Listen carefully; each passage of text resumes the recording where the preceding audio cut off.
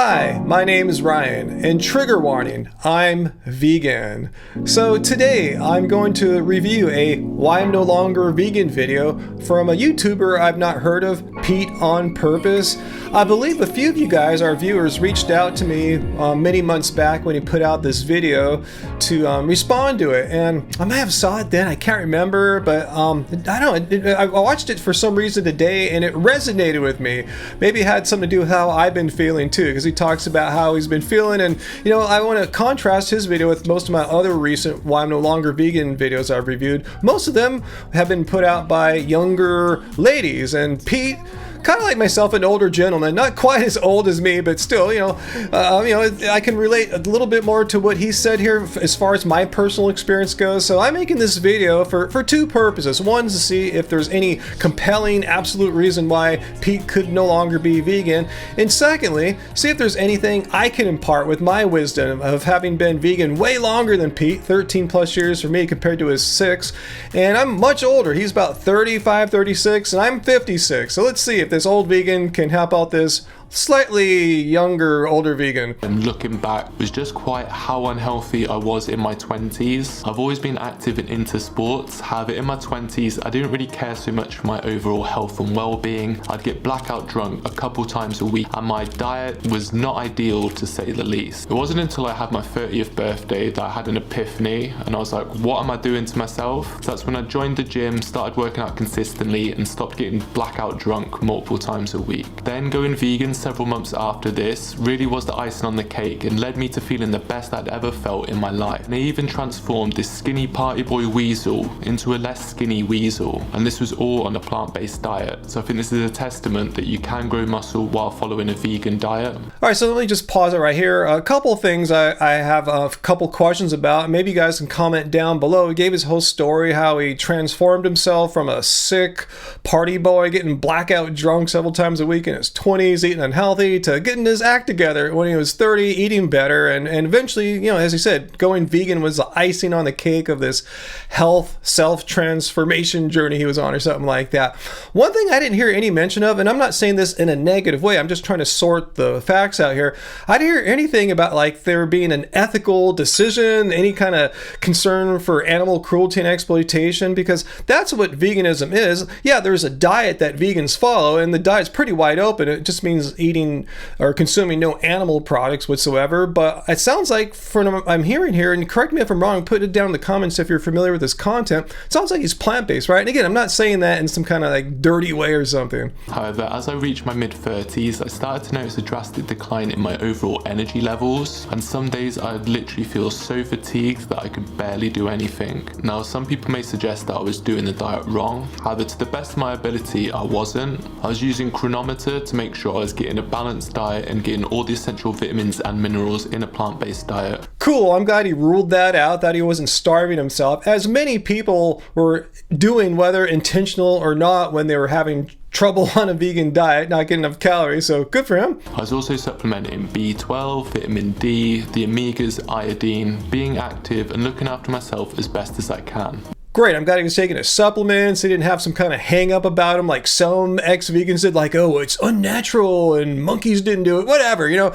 Yeah, take your supplements, you know, just have that handled. Good job. This just led me to the conclusion that I'm getting old and this is how I'm gonna feel. Well, there is some truth to this. As we get older, whether we want to or not, yeah, we're not going to feel quite as energetic as we did in like prior decades of our lives. I mean, whether you're vegan or anything. So yeah, that's true to some degree, but let's hear him out. Over the next year, I started exploring alternative methods to health and fitness, such as yoga, cold exposure, meditation, and anything and everything to live a happier and healthier life. However, I still had this underlying lethargy. I fixed my sleep, I quit caffeine, but nothing seemed to help. Funnily enough, consuming animal products over this period of time just never struck me as an option. At the start of the year, I thought I'd try eating animal products just to see if it make any difference. All right, let me pause it here. A lot to unpack. I'm not sure where to start, but I'll just start with that last thing he said there about how he experimented with like yoga and cold showers, but that didn't do anything. So he thought, hey, I'm going to experiment with eating animal products to see how that would make him feel if he get his energy back. And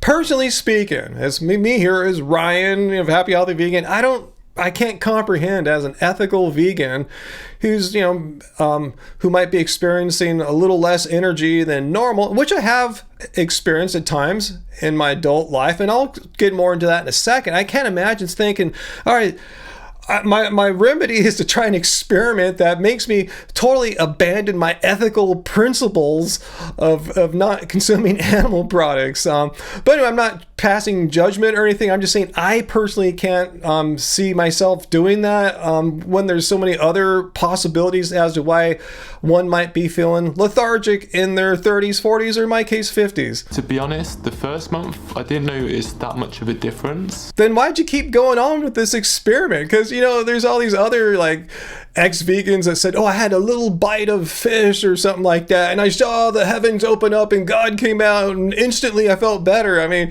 I'm not making fun of you, Pete, or anything. I'm saying if you violated your previously held ethical beliefs against animal cruelty and exploitation and you went on this experiment for a month and you didn't really feel any better, why wouldn't you just say, hey, okay, animal products aren't this instant cure for lethargy? But I thought I'd try one more month, and it was in the second month that I really started to notice an increase in my overall energy levels. My performance in the gym increased, and my general lethargy and fatigue seemed to dissipate. Well, let's just say I'm a bit skeptical about this assumed cause and effect that Pete is describing here. And it's really easy to assume there's causality when in fact there might not be any. Over 2 months, a lot can happen, and it's not necessarily a change in diet that's going to be responsible for energy. For instance, even just psychological factors. If you're feeling bummed, if the sun hasn't come out for a month like it's been here this winter. Yeah, I wake up sometimes, another cloudy day. Do I really want to go and work out? I just feel so kind of lame and gross, not because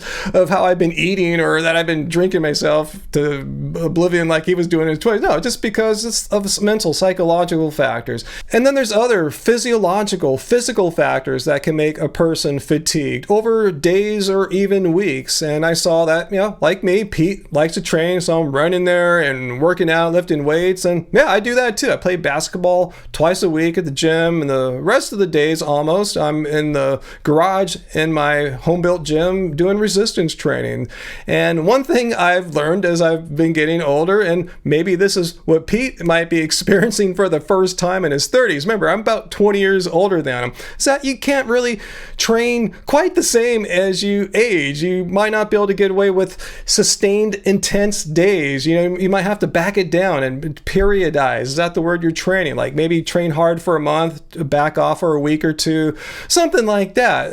If I don't do that, if I don't take some days off, or at least have a period of easy workout weeks, I feel it, my body's making it really clear, hey, you need to back off, bro. I've been really cool to you. I've been giving you all the gains you want. I've been giving you the slam dunks you want, beating the guys on one-on-one on the court. But, you need to reward the body, give it its rest days. And even younger pro athletes, say Anthony Davis on the Lakers does this. He takes the whole summer off, doesn't even touch a basketball. That's how much rest he gives his body. But anyway, there's a whole factor of variables that could cause a person to feel fatigue, and likewise to make that fatigue go away. That's why I'm a bit skeptical that it's this perfect slam dunk. Yeah, it was the animal products that was the thing that I was missing. Now, I'm not making this video to say that the vegan diet doesn't work. I follow people like Brian Turner and Simulate Nutrition for years, and it's safe to say that those guys are absolutely thriving on a plant-based diet. And likewise, with all modesty, you should have been following me to get some inspiration from a much older 50-something vegan who's been thriving as an athlete on a vegan diet now for 13 years. I've listened to hundreds of podcasts with doctors and nutritionists like Michael Greger talk about the benefits of a plant-based diet, as well as doctors and nutritionists like Paul Saladino talk about all the amazing health benefits of a meat-based diet. Well, I'm not sure if that's a proper comparison there. I'm not sure if you're comparing apples to apples here, because on the one hand, Dr. Greger is evidence-based. He shows the actual peer-reviewed studies to support the claims claims he makes, which are usually a reflection of the scientific consensus. On the other hand, from what I've seen of Paul Saladino, he makes crap up, even intentionally spreads misinformation about plant-based diets, like plants are dangerous and will kill you. This led me to the conclusion that there isn't a diet that works best for one person, and that we must really experiment and explore ourselves to find out what works best for us. First of all, yeah, misinformation spreaders like Saladino and Rogan, yeah, their whole intention is to get people confused and just throw up their arms and go, I don't know what to believe. Yeah, I guess both sides can be right. When the truth is, everyone can thrive on a plant-based diet. Don't take my word. I'm just a dumb music producer here. Take the word of, say, perhaps all these health organizations from around the world who have reviewed the scientific literature and have made these position statements about the nutritional adequacy of plant-based diets for all people. All I know is at this moment in time, I'm feeling the happiest, healthiest and strongest I have in a very long time, and I'm pretty sure that's down to introducing animal products into my diet. Well, that's good to hear, and since you have your energy under control now, it's all working for you, the best you've ever felt, I present a challenge for you, Pete.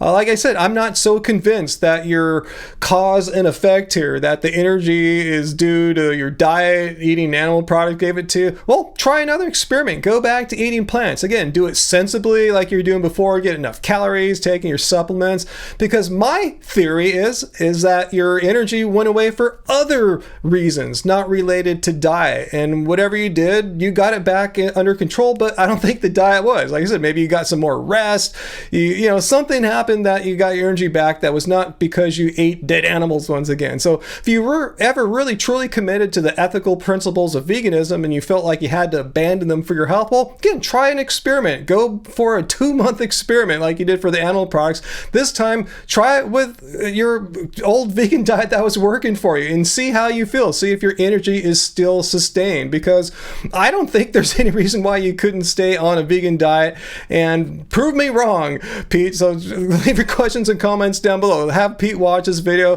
Please don't interpret this as a hate video. Like I said, as an older vegan athlete, I can relate to what he said, so I'm just trying to share my personal experience here, and I hope he gives it a shot. So go comment, let him know that to watch this video, and maybe he will. So let me know if you hear anything back, comment down below, hit like, share this video, become a channel member.